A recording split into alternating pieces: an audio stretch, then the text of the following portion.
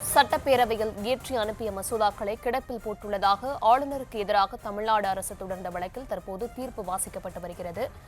அதேபோல மதியழகன், இந்த ஆளுநருக்கு எதிராக தொடரப்பட்ட மனுக்கள்ல ஒரு மனு மட்டும் தனியா விசாரிக்கப்படும்னு உச்சநீதிமன்றம் அறிவிப்பு வெளியிட்டிருக்காங்க. அது என்ன மனு? அது குறித்தான விவரங்கள் என்ன?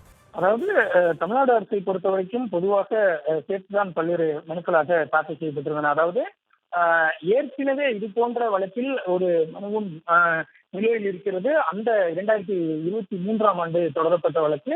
அந்த வழக்கை எல்லாம் சேர்த்து விசாரிக்கப்பட வேண்டும் என்ற ஒரு கோரிக்கை விடுக்கப்பட்டிருந்தது. ஆனால் நீதிபதிகளை பொறுத்தவரை அந்த 2023ஆம் ஆண்டு தொடரப்பட்ட அந்த மனு தனியாக விசாரணைக்கு எடுத்துக் கொள்ளப்படும் என்றும், அந்த மனு மீது தற்பொழுது எந்த உத்தரவும் பிறப்பிக்கப்பட மாட்டாது என்றும், கடந்த ஆண்டு தமிழ்நாடு அரசு தாக்கல் செய்த மனு மீது மட்டும் தற்பொழுது தீர்ப்பு வழங்கப்படும் என்று நீதிபதிகள் தெரிவித்திருக்கிறார்கள். எனவே 2023ஆம் ஆண்டு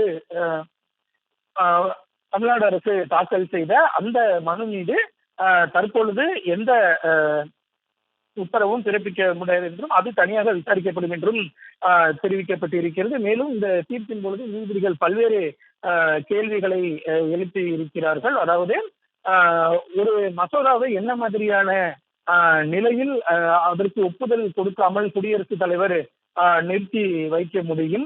அதே போல ஆளுநருக்கு இருக்கக்கூடிய அந்த அரசியல் சாசன பிரிவு 200 கீழ் ஆளுநருக்கு இருக்கக்கூடிய அந்த அதிகாரத்தை நீதிமன்றத்தில் அதனை மறு ஆய்வு செய்ய முடியுமா? அப்படி ஒருவேளை ஆளுநருக்கு இருக்கக்கூடிய அந்த அதிகாரத்தை, அதாவது அரசியல் சாசன பிரிவு 200 கீழ் ஆளுநருக்கு இருக்கக்கூடிய அதிகாரத்தை நீதிமன்றம் அதனை மறு ஆய்வு செய்ய முடியும் என்றால் எந்த எல்லை வரை சென்று நீதிமன்றம் மறு ஆய்வு செய்ய முடியும் என்ற ஒரு கேள்வியையும் நீதிபதிகள் எழுப்பி இருக்கிறார்கள். அதே போல அந்த ஆளுநருக்கு இருக்கக்கூடிய அந்த அதிகாரம் அரசியல் சாசன பிரிவு 200 கீழ் இருக்கக்கூடிய அதிகாரத்தை ஆளுநர் எந்த எல்லை வரை அவர் பயன்படுத்த முடியும் என்ற ஒரு கேள்வியையும் நீதிபதிகள் எழுப்பி இருக்கிறார்கள். அதே போல அரசியல் சாசன பிரிவு 200 கீழ் தனக்கு இருக்கக்கூடிய அதிகாரத்தை பயன்படுத்தி ஆளுநர் அதை எந்த கால நிர்ணயம் வரை செயல்படுத்த முடியும்?